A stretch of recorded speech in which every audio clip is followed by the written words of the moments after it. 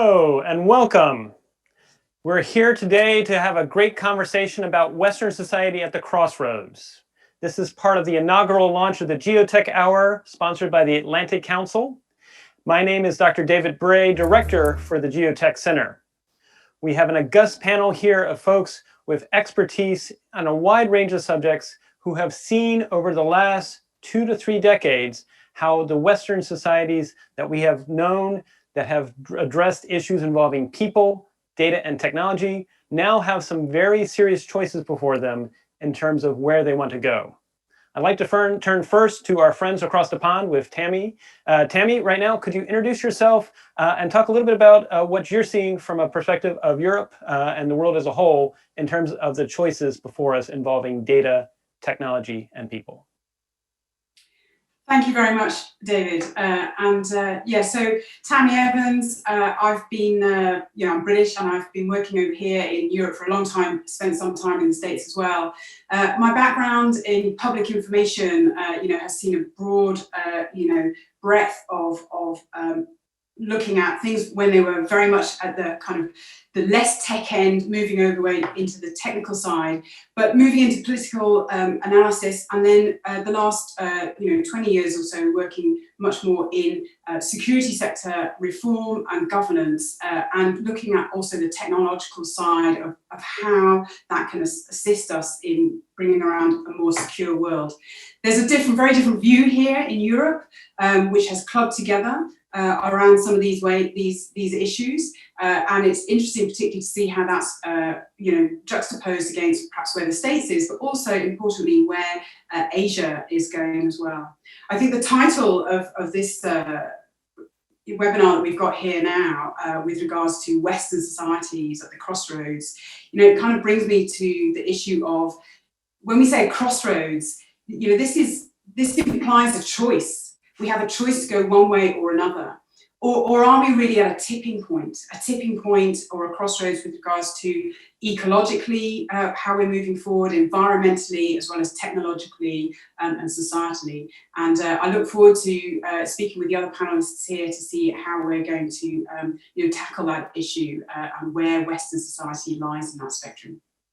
Excellent, Tammy. And real quick, if I could ask you a real quick rejoinder, given your experiences with information and sort of sharing information and communicating information, have you found in the last 5 to 8 years, has it gotten easier to do that because now you have the internet and it's easier to have greater reach, or has it gotten harder because you now have the internet and you have greater reach as well as speed issues?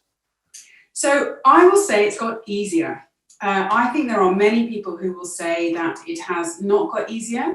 They are overwhelmed by the amount of information that is out there, and it is overwhelming, absolutely, the amount of information that is available.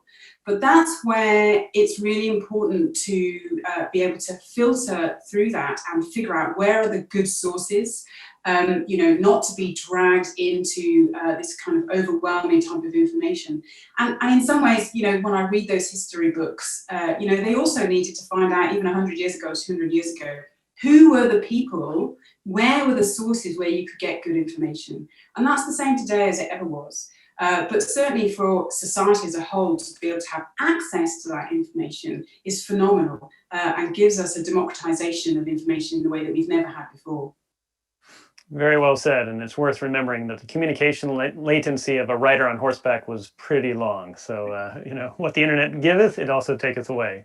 I'd like to now turn to Joseph, who's also been a frequent guest on Atlantic Council conversations. Joseph, if you could real quick introduce yourself and ask you sort of what are your thoughts about what are the sort of moments and choices before us, if there are choices, regarding Western societies at the crossroads. Good morning, everyone, or good afternoon, I should say, everyone.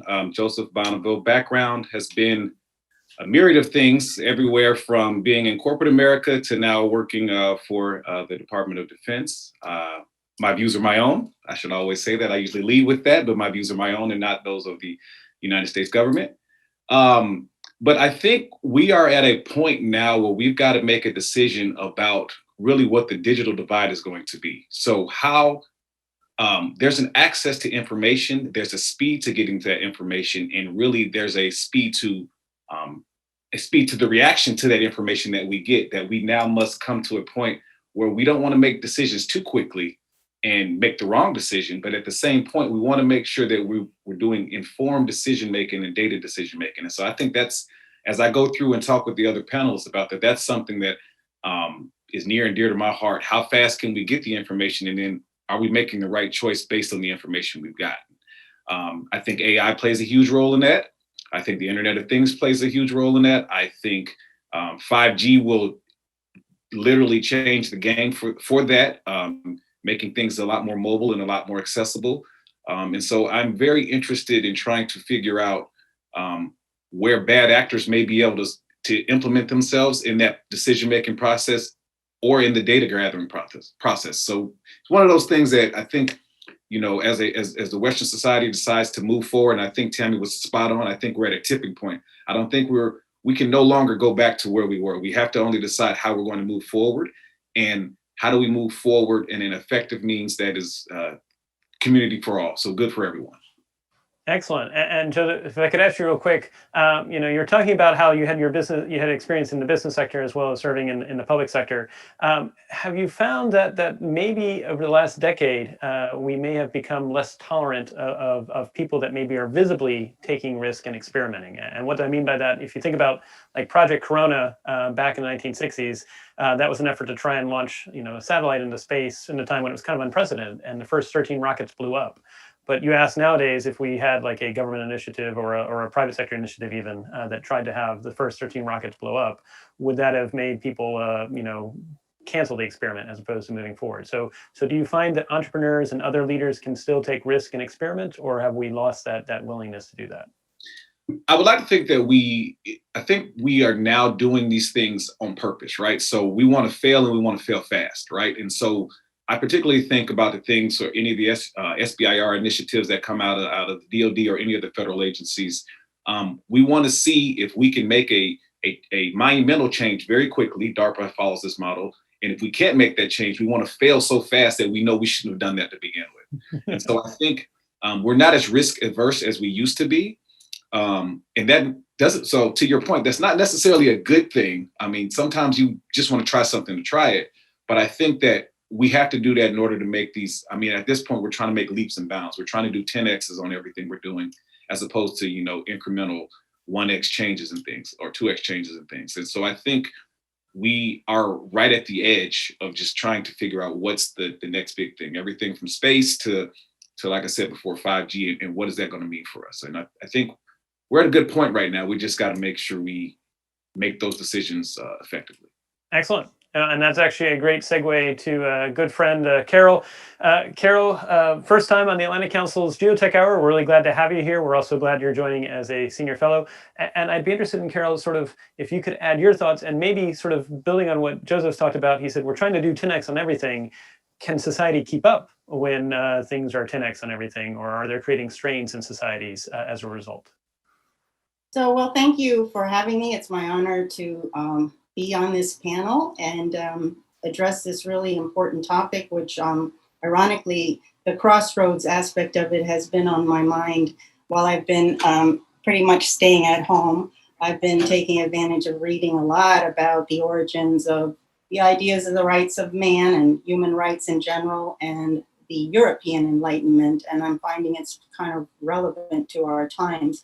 But by way of background, I'll just say my background is, as David knows, I served for 33 years at the Central Intelligence Agency as an intelligence analyst and manager of analysts. And for those who don't know, analysis is all in the intelligence community is about bringing different strands of information together and understanding what our information gaps are. In more recent years, I was teaching a course on climate change and global security at the graduate level at Johns Hopkins University. And lately, I've been developing with a colleague some scenarios, which are now online, for COVID-19 futures and implications for the US. I think when things do accelerate, to get to the previous comments, the pressures on society are immense. And particularly with the advances in technology, responsibility in politics is amplified even more. So I would call it political responsibility at every level of governance. And that's where I think we are at the crossroads, that the questions we're here to think about really have impact on governance, ideas of governance, and problem solving. A lot of these problems are inherently interdisciplinary and cross-boundary. So I guess I'd leave my comments at that for later discussion. Thank you. Thank you, Carol. And maybe if I could pull just a little bit, because you sort of, you gave us a little bit of a glimpse that you've been looking at sort of the history of the Enlightenment. If there was anything that maybe, if you wanted to serve as mythbusters in terms of things that we didn't know about the Enlightenment that we should know as we think about making sense of the world we're in now, what might be some takeaways that you'd recommend that we think about? Because I know you spent a lot of time researching this. Well, I think, and I'm not a historian, so there are a lot of things that I'm not. So with that caveat in mind, I think there have been times in history when man's perception of his place in the world, in the universe, is very much challenged. And that happened in the 18th century in Europe, for instance, for a lot of reasons, not least of which was the development of the natural sciences. Geology itself was very new. And also a huge natural disaster that happened in 1755, the Lisbon earthquake, which just defied all conventional wisdom about a just world, because it happened on All Saints' Day. And in Lisbon, most of the inhabitants were in church, and it seemed to be retribution for some sort of sins.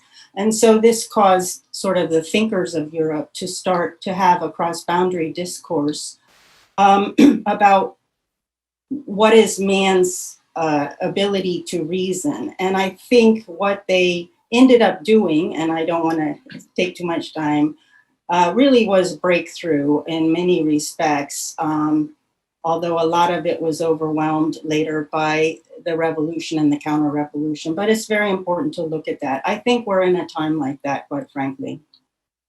Very well said. Thank you, Carol. Really appreciate it. And that's a good segue now to Louis. Louis, also first time with the Geotech Hour. We're really glad to have you here. If you could real quick introduce yourself and maybe give your thoughts about Western society at the crossroads. And maybe if I could ask a little bit further as well, since I know you and I have had conversations throughout the years about where is the nation state going and the model of nation states. So maybe if you could share your thoughts on that as well, please.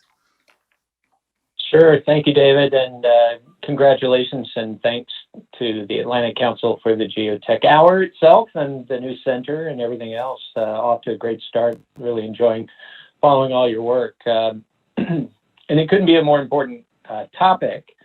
And like Carol, we did not coordinate our comments here, but I also have taken a lot of time during our enforced solitude to think deeply, about this topic and its interrelationship with the extraordinary technological changes that are going on.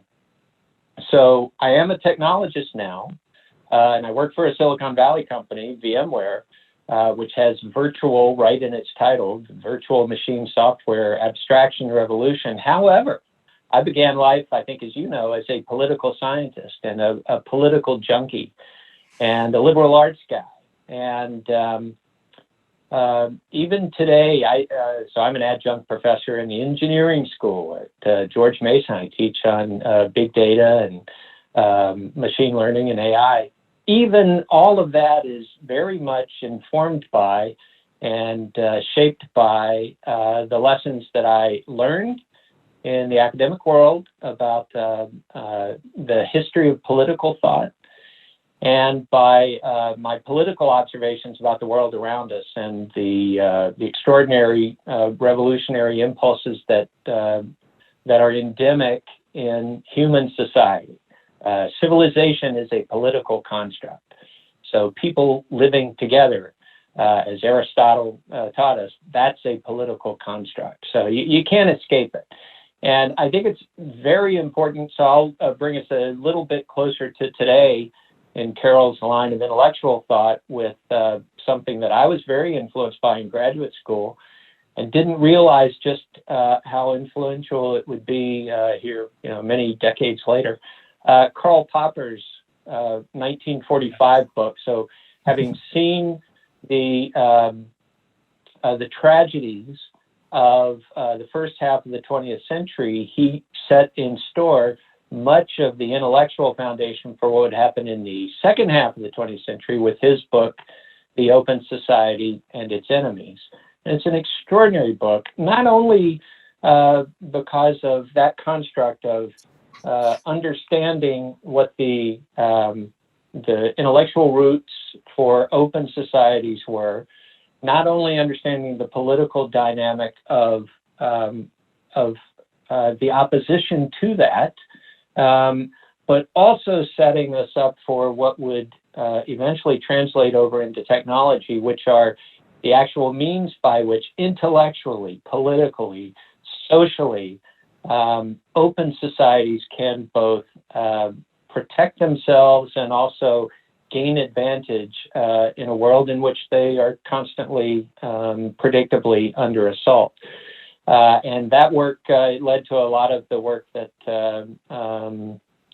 other sociologists in the ensuing decades did.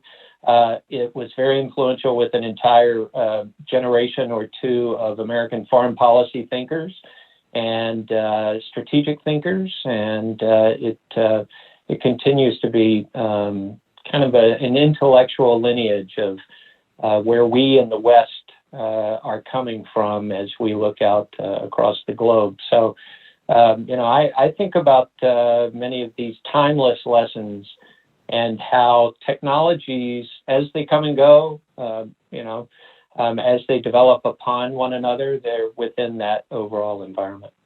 Excellent. And thank you, Louis. And that's actually really great framing, because we here at the Geotech Center, as well as with the Geotech Commission, that's going to be releasing its initial recommendations later this year, really are trying to think about how data and tech changes open societies and how open societies need to adapt with all these trends that are happening.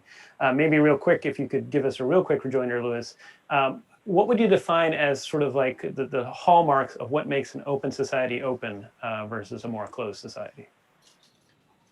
Well, I think there's several, go back and look at Karl Popper, and he traces several aspects, but the most important, I think, are transparency of operations and fluidity of political power open to all within a political system. And so the classic kind of popular means of control within Western democratic societies as exemplars and as models and ideals. I think those are the key aspects, and accountability overriding it all. So accountability of those in power for the decisions they make on behalf of those whom they govern. Very well said. Thank you. All right. So with that setting of the stage, I'm actually now going to sort of ask our panelists to think about how data technologies are changing both Western society, and recognizing Western society and open societies overlap, but it's not exclusive. But maybe if we could think a little bit about that. And I'm going to go first to Carol. And Carol, you've been thinking about the Enlightenment. You've been thinking about lessons we can take from that.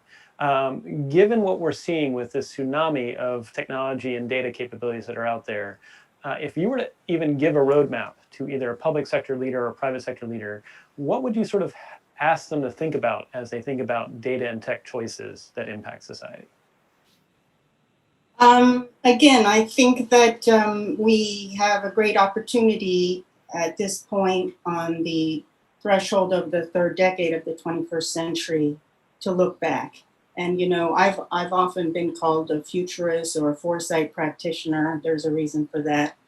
And in this world, it's often said we can't look back because, our past experience is not going to be a guide to the future in this very different world. However, there are things that we can learn about, and it's suddenly become urgent that we do.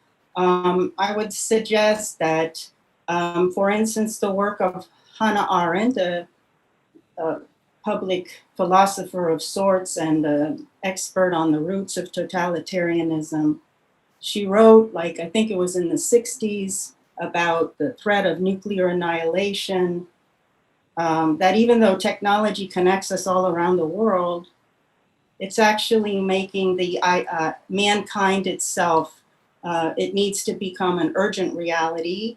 It's no longer a concept or an idea, but we must respond to this threat of this nuclear annihilation with making mankind an urgent reality. And now we face other sorts of existential threats in addition still to nuclear annihilation, and that includes the climate change threats, and we can see what's happening on our own coast, west coast in the United States right now, and our southern coast with the recent hurricane and the convergence with COVID-19 pandemic, that we have to think about how to understand how to connect across these boundaries and make sure that technology is not just leading us into places that we really don't want to go. And the other thing is we're obviously living at a time of very, very profound democracy backsliding and tremendous expansion of authoritarian reach and threats to the rule of law. And this has to be part of the conversation and part of the awareness, and every sector of society needs to be brought into that. I would say to the public policymaker, that's the urgent imperative right now. Well said, Carol. And maybe if I could actually, I know you've been carrying a banner that we should be thinking about energy and environmental security. You've been carrying that since the 2000s period, which was way before a lot of other people were. But maybe if you could look at your experiences with trying to get policymakers and trying to get private sector people to care about it, any takeaways, if there's one or two short takeaways as to what works to try and get people to care about being intentional about their choices and the impact society? Well, I think my experience of those years is it's necessary to update it for current reality. The younger generation doesn't need to be convinced. They're leading the charge, even though many of them are not even out of high school yet. They're trying to connect with the wisdom of science and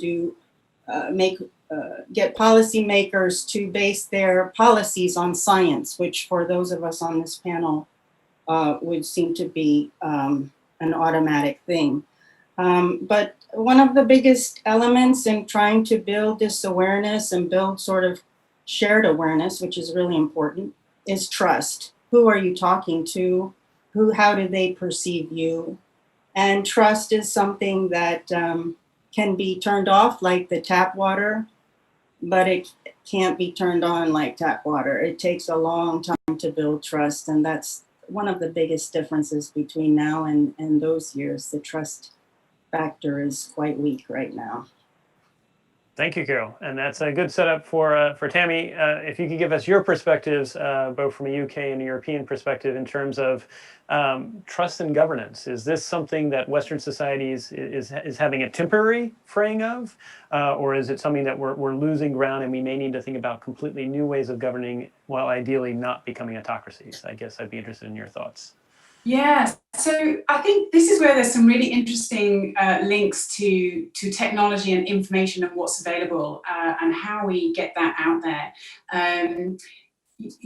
What I really see is a big difference for one part between the English-speaking press and the French or German or other European, kind of press that is available here, and the coverage that it gives to a whole range of topics. And the English-speaking press is, for the most part, what is easily available if you haven't honed where you want to get your sources from, is very combative. It's very negative often. It's very much about, it's like a soap opera. And that's not helpful, is the reality. I mean, finally we have, even BBC World doing fact checking. It's like, what were they doing before that? So that's one of the big changes, or the big issues I think that's coming up here. And what I see a lot, again on the English-speaking side, is this reference to constant competition. And it's like, but constant competition for what? We live on one planet with finite resources, to go to Carol's point, and my own background in climate as well. We have to get better at getting after this. And so this is where technology, because the technology to provide ecological and climate sustainable solutions have been around for a couple of decades or more. So how do we harness that? And especially I think for a bit our generation rather than the younger generation, who are the people who make decisions and who buy, much more than younger people.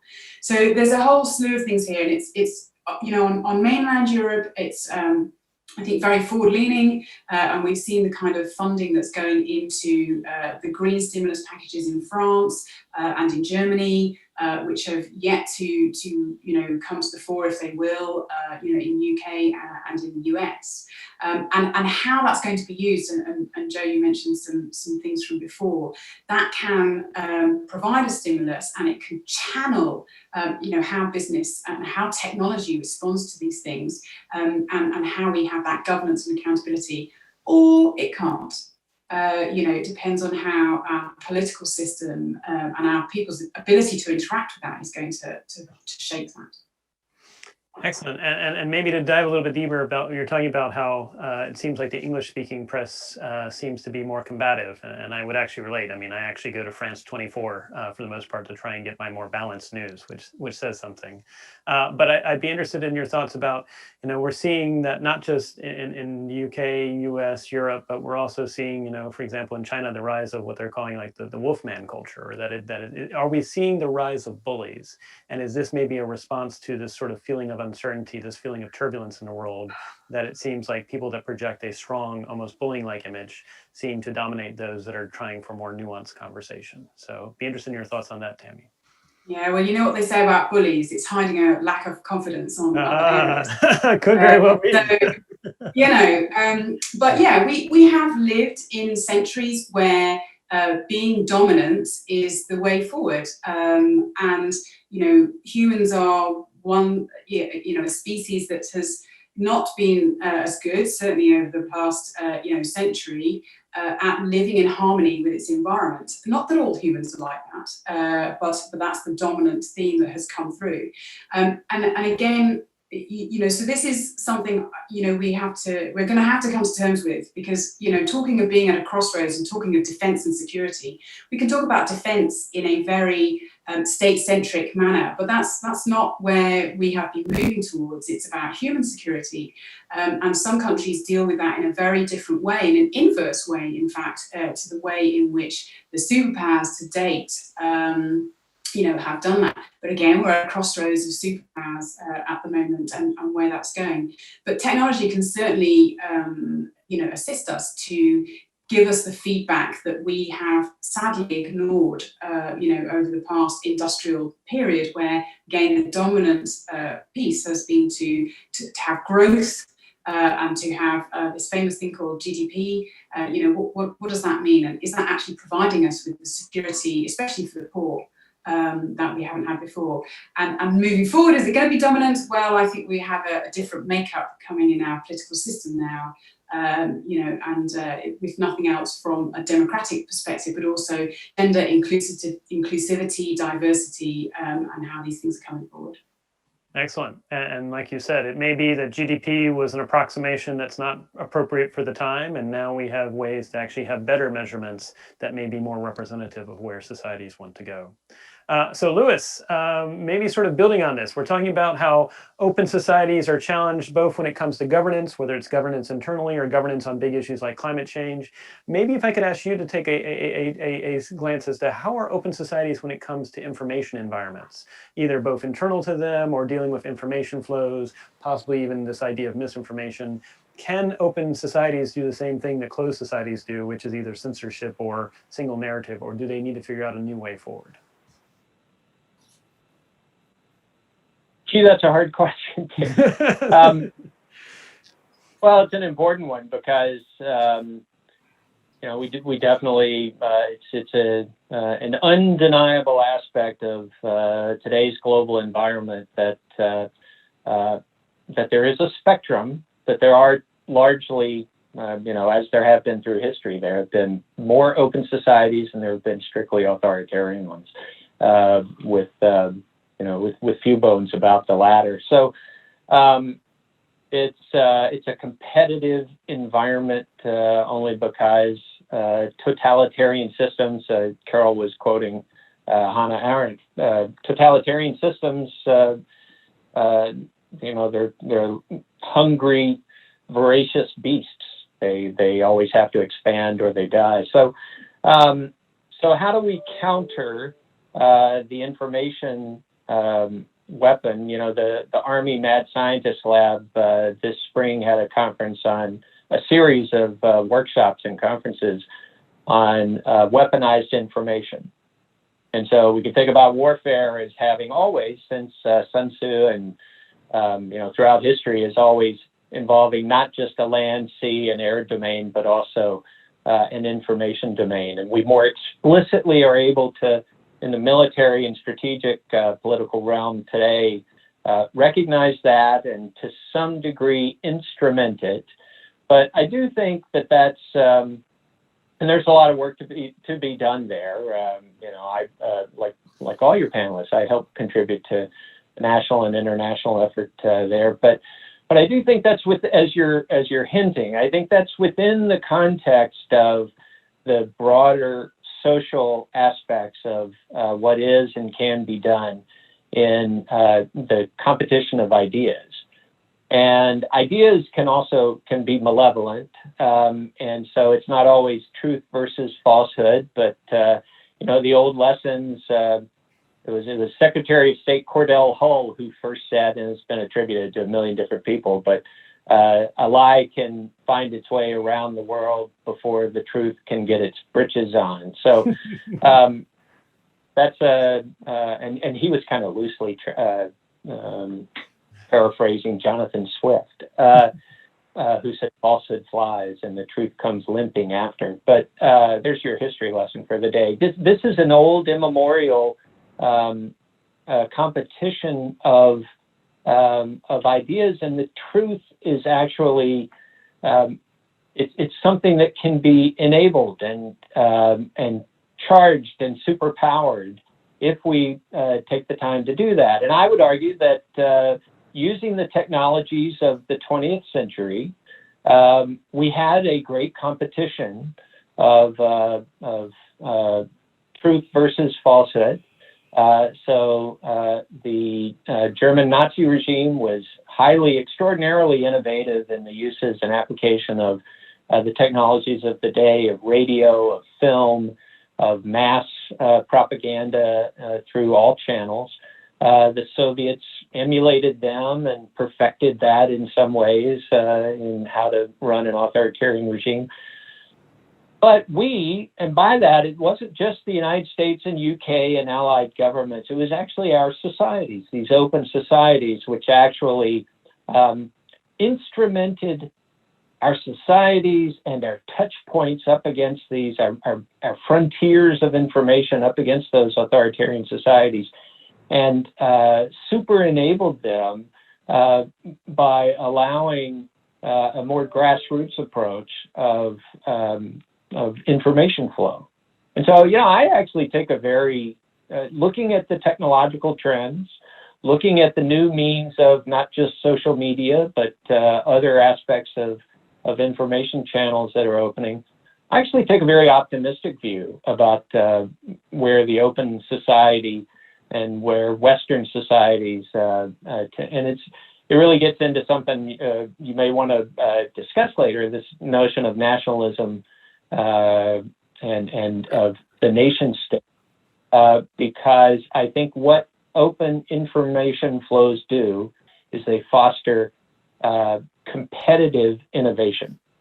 And that's relevant in a lot of different realms, but it's certainly relevant in self-governance. And as people innovate in self-governance, their solutions wind up being tested against popular opinion. And again, I'm a kind of Jeffersonian optimist here in the heart of Virginia, and believe that democracies wind up having inherent advantages in that kind of competition. Excellent. And I like that image you painted of the idea that what we're really possibly seeing is nation states becoming, in their open nation states, becoming more networks that are permitting the flow of different ideas, and ideally the better ideas. I also was smiling because you were, I was remembering my own, I'm a post-positivist, so referencing your Popper, I believe that all we can do is approximate the truth as closely as possible and get closer and closer.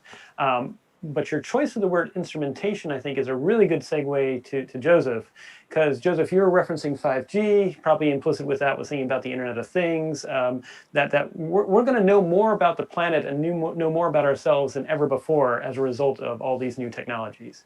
And so if we build on what Lewis was talking about in terms of instrumentation, could we potentially instrument supply chains? Could we potentially instrument activities in the world so that it's not a case of misinformation, because we can go back to ground truth and say, what did the data show or the data record? So I'd be interested in your thoughts on that.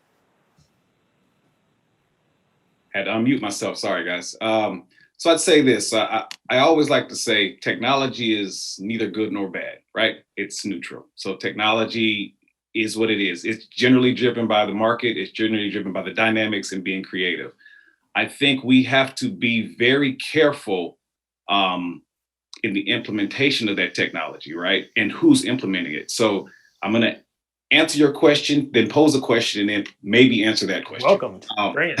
So I'm going to bounce back and forth here. So I think that very similar to kind of Carol's point earlier, one of the things that we need to talk about or need to think about is the policymakers, the people that are in power that are making these decisions for us are generally not technologists, right? So these governments are collecting this data from the Internet of Things. Anything you put on the internet now, it's open, right? So the government is collecting this data, right? And then there's some algorithm or some machine learning algorithm that's running that in the background. There's a very good New York Times piece a couple of years ago that's it's called artificial intelligence, what is it called? Artificial intelligence, the white guy problem, right? Oh. So by that, it's an op-ed, but by that, we don't think about the cultural bias that comes in from any algorithm that we put together, right? And so you start to talk about, instrumentation and making these decisions, you always have to go back to what the Internet of Things is collecting, then how is it making the decision, and what does that decision or algorithm is, what is it doing?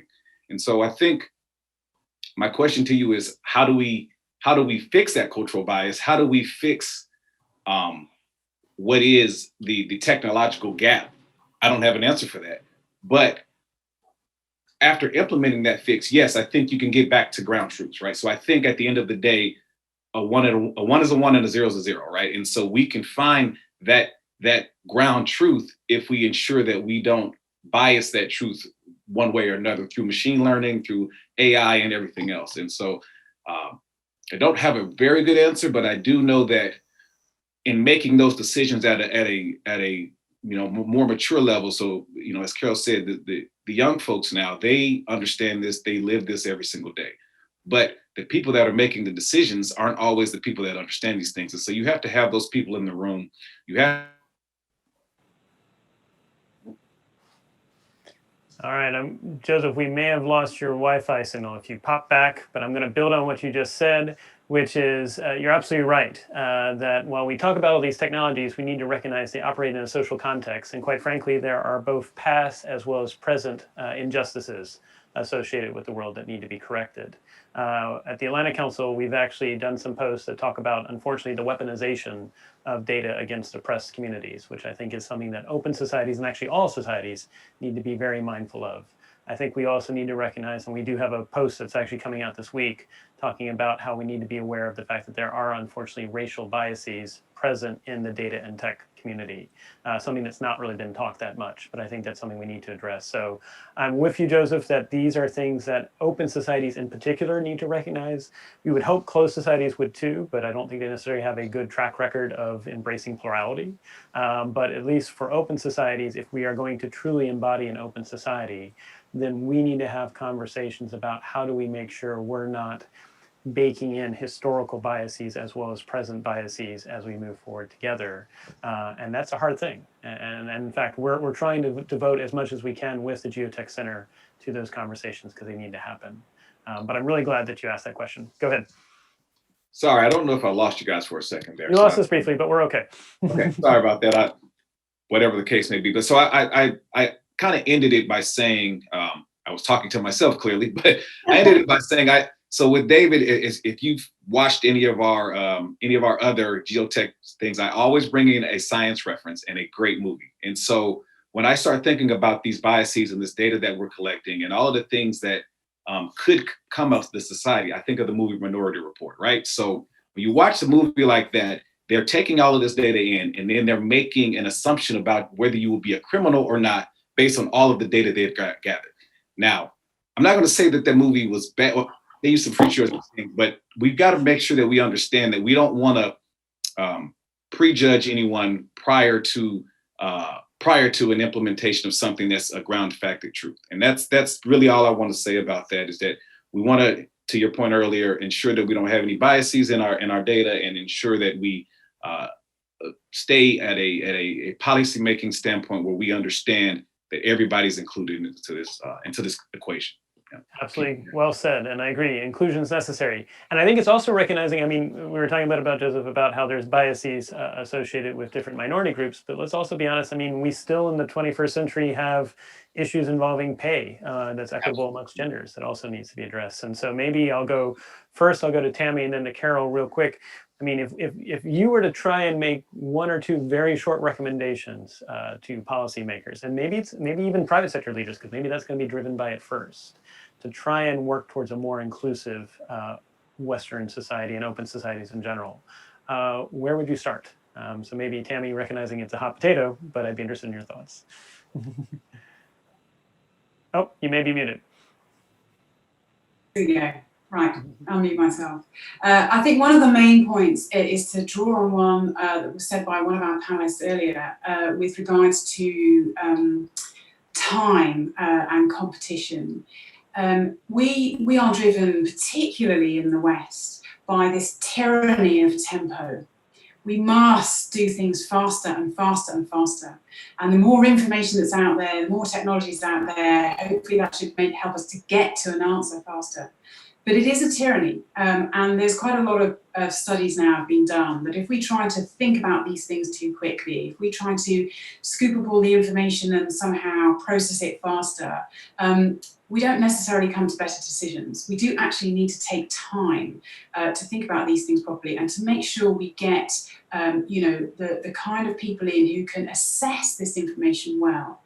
So I think that's one thing that's really important, and technology, and AI can do that to a certain degree, but they can't take it to that next level. And that's where we come in, and we've talked, already about some of the biases, and the book that's come out recently, Invisible Women, has been very good at identifying the issue of biases in these areas. So I think that's the main one, tyranny of tempo, and to be careful about that. But the other one is also this issue of constant competition.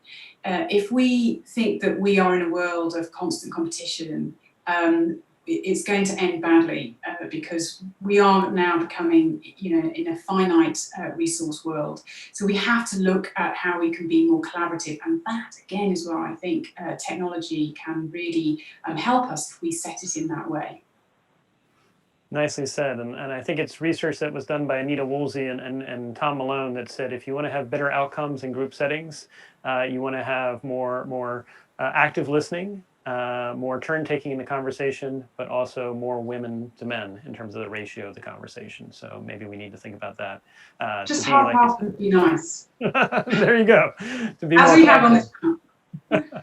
So Carol, one or two short thoughts that you would like to have, and then Lewis, I'm going to come to you and ask. You're talking about nation states to networks. How are technologies changing the business of national security? But maybe first, Carol, though, what can we do to address the fact that we aren't equitable and we're not inclusive as societies at the moment when it comes to representing people and involving everybody? Big question. I would say that it would be help to begin any challenge these days with a big dose of humility about our prowess in these regards. First of all, we're literally living on a different planet, and not too many people are talking about it. We, according to some geologists, have entered an entirely unfamiliar and unknown geologic era, different from the Holocene, which lasted over 10,000 years and made civilization possible. So it's possibly true that civilization as we know it would never have developed in the geological era that we find ourselves in, which some people call the Anthropocene. That would really have implications for everything that we call security, national security, defense, and so forth. Secondly, I think the COVID-19 crisis does us a bit of a favor because it gives us a template to look at worldwide to see where these inequities are, where these biases have been, what the consequences have been, especially for marginalized communities, to include here in America, the Native American community, African American, Hispanic, and so forth. And basically, it also accentuates what someone earlier talked about, the digital divide. And as our students embark on yet a second school year of very disrupted learning, there's going to be tremendous consequences all over the world. So policymakers can basically try to aggregate this information and develop plans based on that. They might look like, I've been thinking about something like the Marshall Plan for digital rights, looking at digital rights for mankind. If you read about what COVID is doing to people all around the world, many people can't get an internet connection. They've had to abandon their plans for learning. And I subscribe to the school of thought that insecurity somewhere is insecurity everywhere. And we need to take a bigger view. That is not, quite frankly, typical of national security, which by definition focuses on usually kind of the boundaries of a nation state. So I'll just leave it there. Very well said, and thank you, Carol. You actually bridged what Tammy just said with where we're going with Lewis. So thank you. Those were very insightful remarks. And Lewis, how does all this complicate or possibly make easier the business of doing national security? Certainly informs it and can shape and guide, and in some ways unpredictably will constrain how nations go about national security. And let's talk about the competitive advantages that Western society has in that. So a lesson that we've learned, technology industry is differential innovation. Startups innovate faster than large bureaucratic organizations. We can extrapolate, and I think it's it's worth a good study to do within this frame that nimble, open, transparent governments actually innovate faster. In other words, meet challenges to their societies, their populations, faster and more optimally than large bureaucratic states. So that was our premise. That was George Kennan's premise, at the heart of it, at the beginning of the Cold War, that we could outlast the Soviet Union. And there was a great book about 5 years ago, Ben Peters, academic, who wrote How Not to Network a Nation. And he went through the history of, it's a phenomenal read, how the Soviet Union actually tried in the late 50s and 60s to build what we would think of as an internet, much earlier than we did at ARPA. And they failed. And they tried to do it, but in a very highly centralized way, not surprising.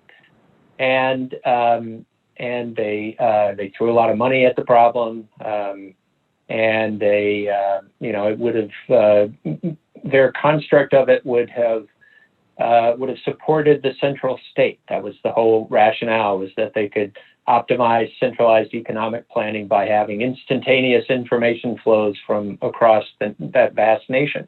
Didn't work.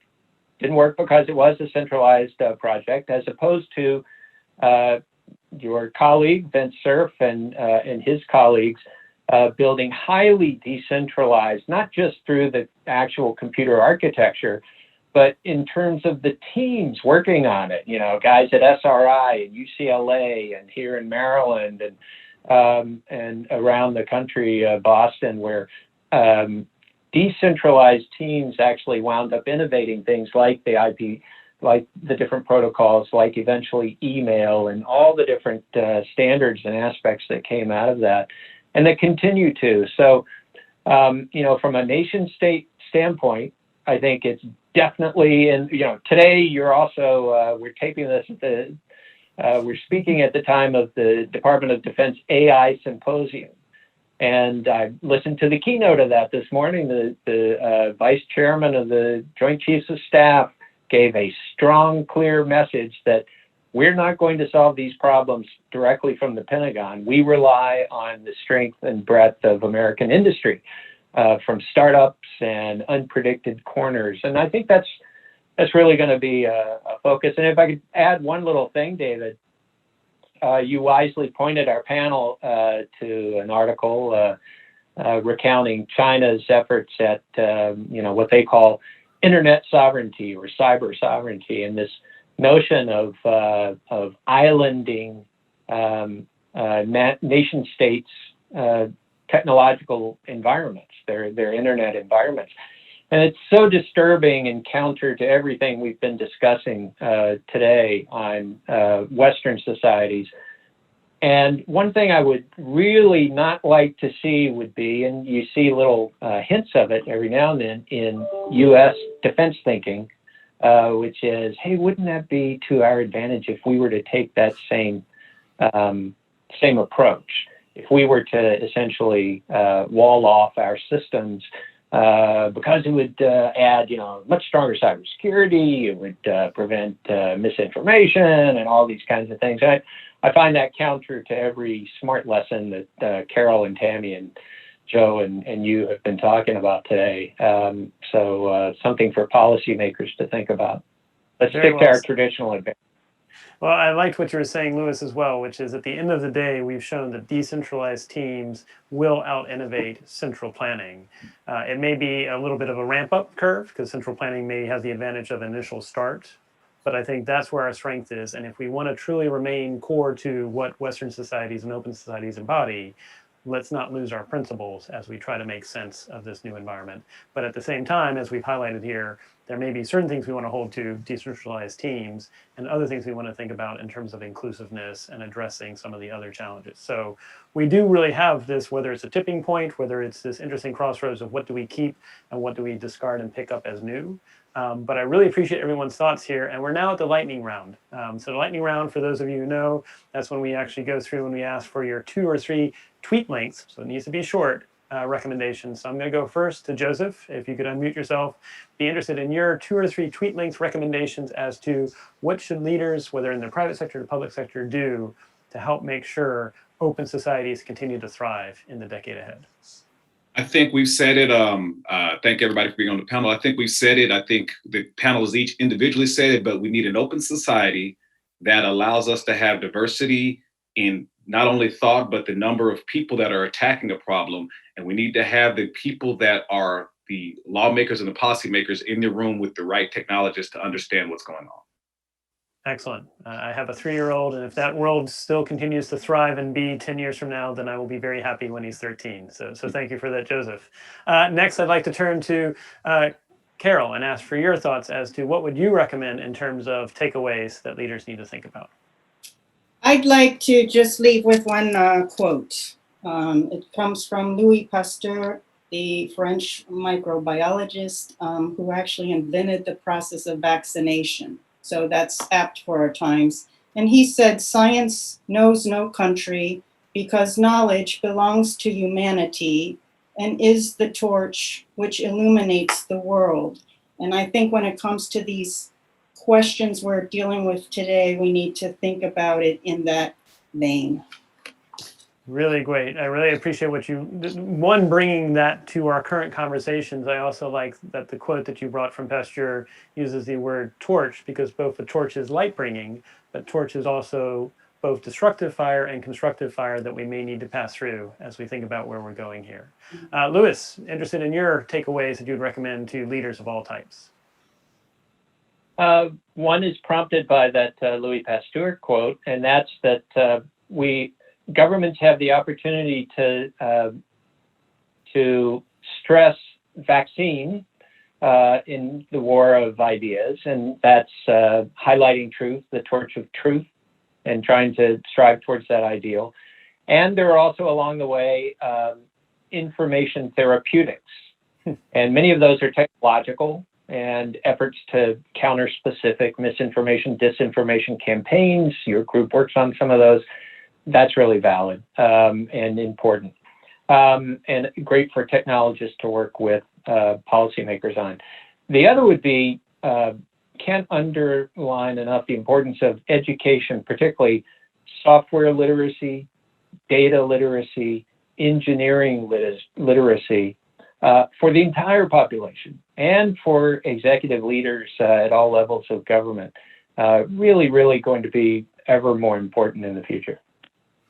I'm glad that you brought the education part to this conversation, because that really is how we make sure things are both more inclusive. And like you said, maybe the greatest cure to misinformation is that willingness to take more education and embody what Lincoln said, which is, I do not like that person, I must get to know them better. How many of us are taking the time to get to know somebody better? So thank you for that, Louis. Tammy, bring it home for us. What would be your 2 or 3 recommendations as we think about a more positive future and what leaders should do? I mean, I think the number one has to be that we have to figure out how to work more collaboratively together. You know, there are great minds out there in all the different diverse societies that we are. And if we stovepipe them, we will not get through some of these issues. And one of the biggest issues coming, really, when we talk about Crossroads now, is the climate crisis that we are in and facing. And if we do not come together to sort that out in the next 5 to 7 or 8 years and use technology to, to tackle that issue. And it has to be done collaboratively. We can't do it as the USA on its own, or Europe on its own, or China on its own, or India on its own. So we need to figure out how do we get those right people around the right table to move forward collaboratively in that way. And across generations, across ethnicities and diversity, and looking at different ways of doing things, not just perhaps the Western societal dominant means that has been in the past, but we are moving into a new era. We are crossing a threshold in its own way, and we will need to learn to live with that. So collaboration, I think, is my main message. Excellent. And while you did not plan for it, you teed it up perfectly for both what we'll be discussing next week.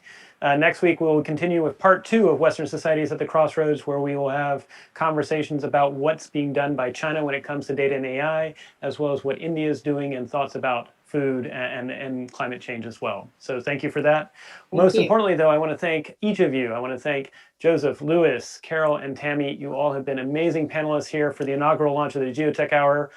Thank you again for your time. Hope for our audience that you will join us again Wednesdays at 12 noon, every Wednesday for the Geotech Hour. And thank you for everything that you all do as positive change agents. Thank you. Thank you, guys.